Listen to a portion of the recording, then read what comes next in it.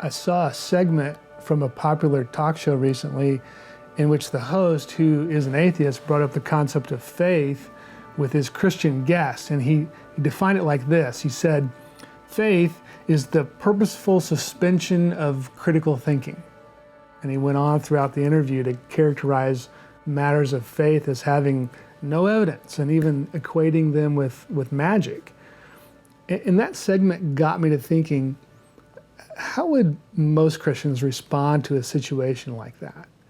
And I think that's an important question simply because there are a lot of people outside of Christianity who very much share the perspective of that talk show host. And not only that, I think it's also fair to say that many Christians think of their faith maybe more like a feeling or an instinct than something that has to do with having good reasons to believe or with careful thinking and so on.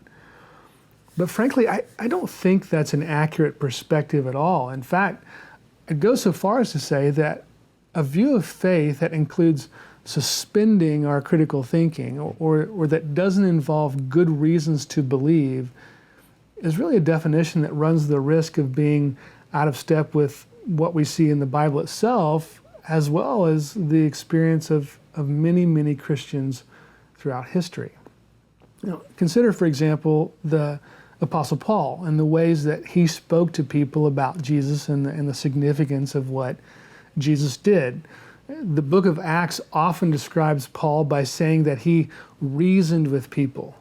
He reasoned from the scriptures, it says. He reasoned in the synagogue and he reasoned in the marketplace. He reasoned daily in a lecture hall for 2 years in Ephesus. Acts also says that Paul explained and proved that it was necessary for Christ to suffer and rise from the dead. He's also described as testifying, which is a word that comes from the world of the courtroom and employing evidence and arguments. And yet another word that Acts uses several times is persuading. Paul tries to persuade people of the truth of the gospel.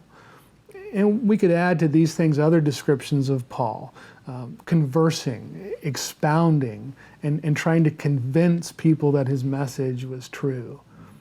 Acts 17 actually gives us a great picture of Paul doing all these things in Athens while speaking to a group that included representatives from 2 different schools of Greek philosophy. So Paul's argument there is carefully crafted to build upon some of the things that those people already held to be true, even as he respectfully challenged them in other areas. And so in the course of his address, he marshals evidence, including, by the way, referencing passages from Greek literature.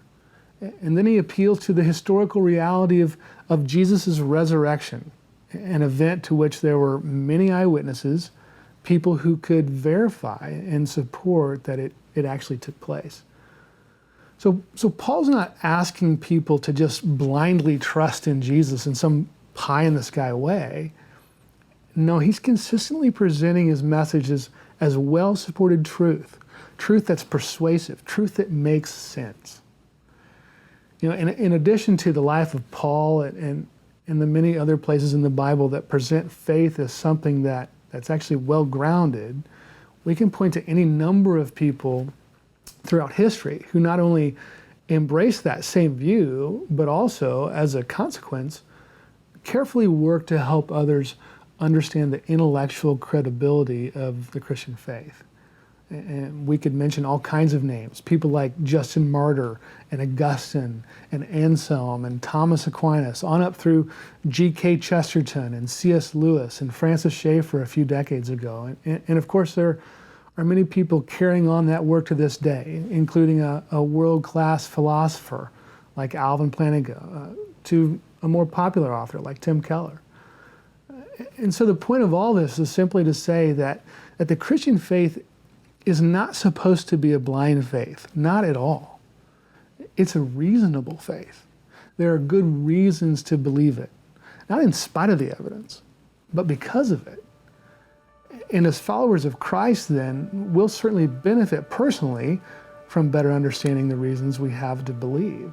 And we'll also be able to welcome opportunities to talk with others about which ideas, which worldviews, which narratives actually make the most sense of our world and our experiences in it.